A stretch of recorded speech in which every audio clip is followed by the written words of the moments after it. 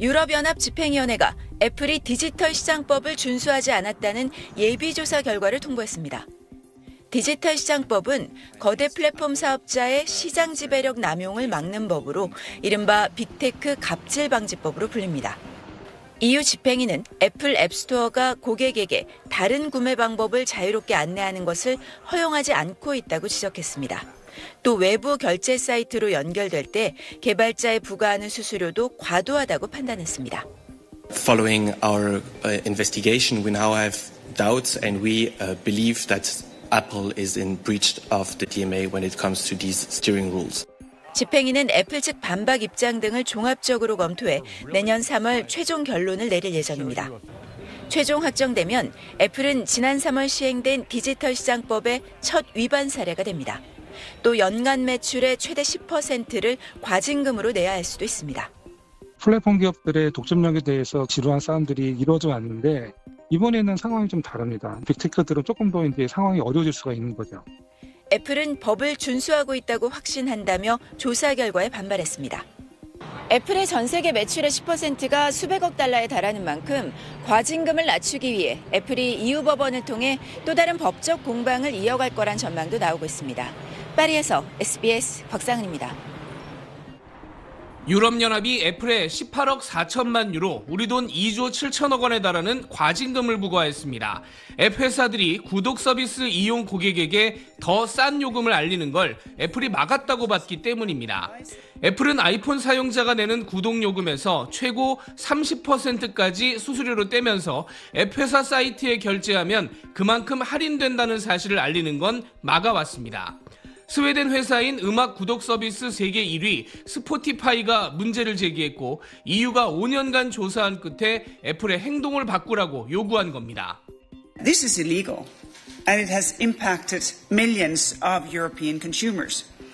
They were not able to make a free choice.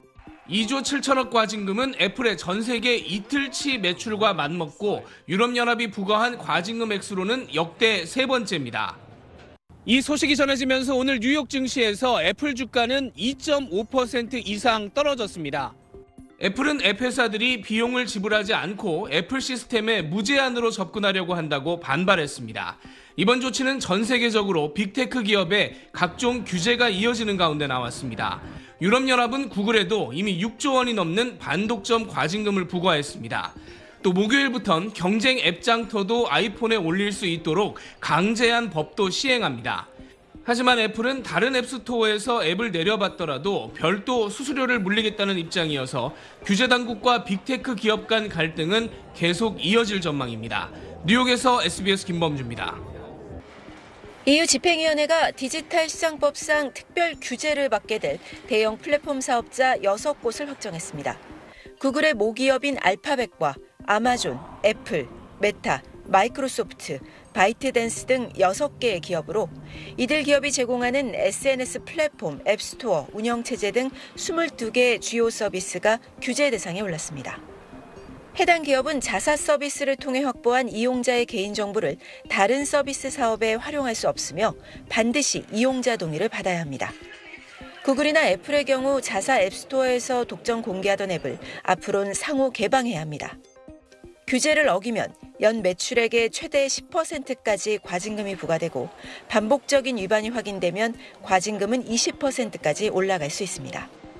사안이 심각하다고 판단될 경우 EU는 해당 기업이 사업 부분 일부를 매각하도록 강제할 수도 있습니다. 당초 EU 규제 대상 포함 가능성이 알려졌던 삼성전자는 최종 명단에서 제외됐습니다. EU는 삼성 측에서 특별 규제 대상 요건에 해당하지 않는다는 충분히 정당한 논거를 제공했다고 설명했습니다. 관련 규제는 6개월간의 유예 기간을 거쳐 내년 3월 본격 시행되는데 그 사이 규제 대상 기업들이 EU를 상대로 줄 소송에 나설 가능성도 제기되고 있습니다. 파리에서 SBS 곽상은입니다.